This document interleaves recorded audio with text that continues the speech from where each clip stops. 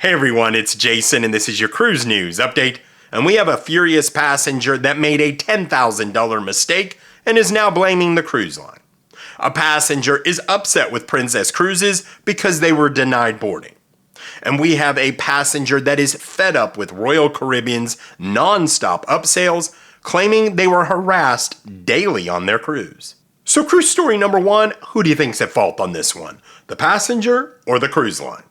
So a passenger explained that they booked a last-minute cruise to Alaska on the Discovery Princess from Seattle. And when they were booking their cruise, they asked, "Can I use an enhanced driver's license?" And the rep said, "Yes, you can."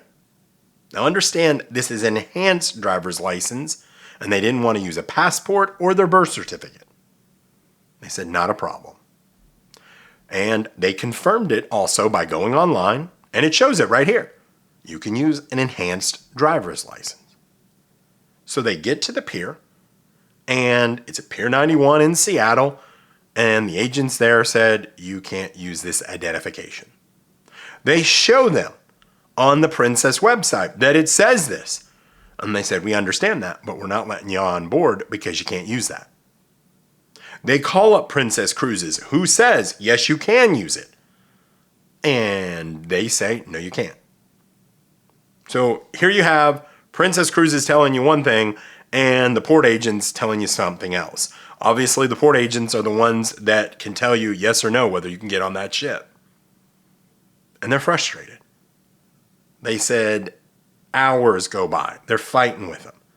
They didn't have enough time to get home and get other identification. Sounded like they did have their birth certificates at home, but they wouldn't have been able to make it back and forth. So they watched their ship sail off without them. They said the luggage made their Alaskan cruise, but they didn't. Who's to blame on this one? They're mad. They're upset. They were told one thing and the port agents told them another. Now here's the catch. They didn't have insurance. And that's a topic for another discussion. But they want Princess Cruises to give them their money back. And Princess Cruises thus far, this has been a couple weeks, has stand firm they will not give them their money back. Now, personally, to me, I think Princess Cruises probably should take that off their website. Just nix it. I get it says we strongly advise you to have a passport, and I agree with this, but I would just take that enhanced driver's license off. I really would. So I believe they should give them a future cruise credit, at least, if they're not going to give them their money back, and say, "We're going to be back in 2026 in Alaska, and we would like to welcome you on one of our ships." That's my opinion. What do you guys think? So cruise story number two, do you cruise during hurricane season? I know many people that tried to avoid this time of year, potential itinerary changes, flight changes, cancellations, or even airport closures.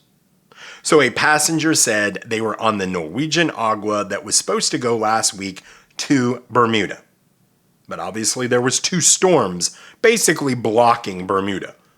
So Norwegian made a decision for the safety of their passengers to go to Canada. I know it's not the most popular thing to do. Well, they're upset.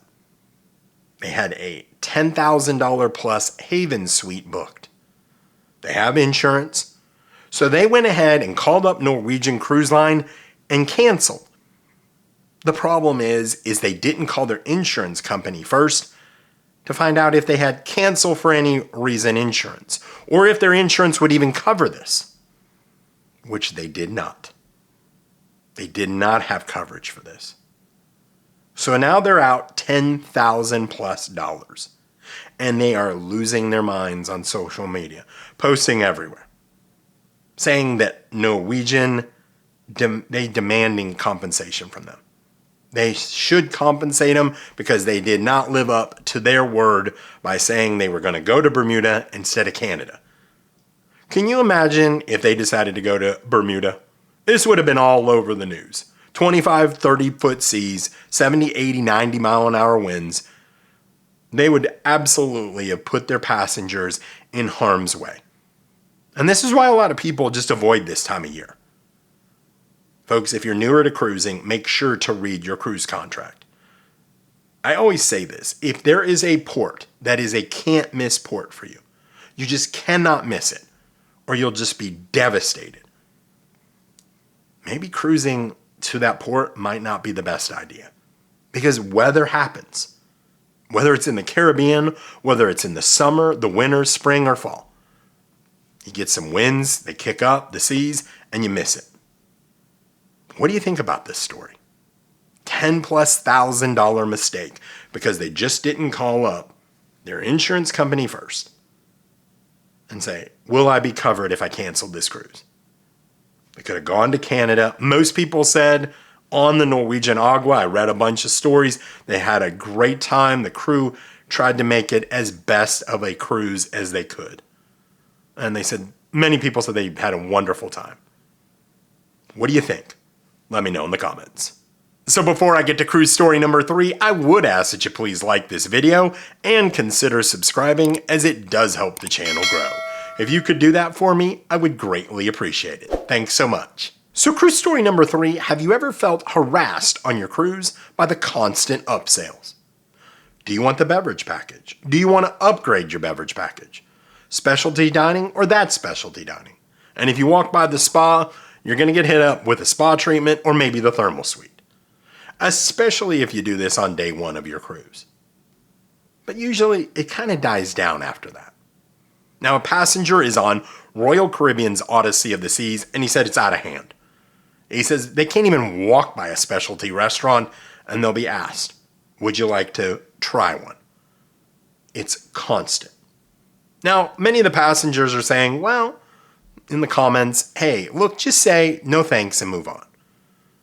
But, after about the 40th time you say something, it gets old. And I've experienced this on the Icon of the Seas. It was everywhere we went. Would you like to upgrade to this? Would you like to try that? Everyone felt like they were upselling. Now, the passenger asked, do you think they're getting a commission? And I absolutely do. Because they'll say, make sure you talk to me if you want to upgrade it. That means they're getting commission. The passenger said, though, it got so bad by day 4, when they would get their lunch in the Windjammer, they grab their food and go back to their cabin and enjoy it on the buffet just to get away from the constant questions. Have you ever experienced this? What do you think about it? Now, we went on Royal Caribbean and we've experienced it. But our last 2 cruises on Princess and Celebrity, we weren't asked once, even on day 1. I have to say it was a really nice experience not to be kind of pushy upsold. What do you guys think? Let me know in the comments. So I want to leave you guys with a couple photos. This one is really fun here. This is of a towel animal hanging from their cabin on the Sun Princess.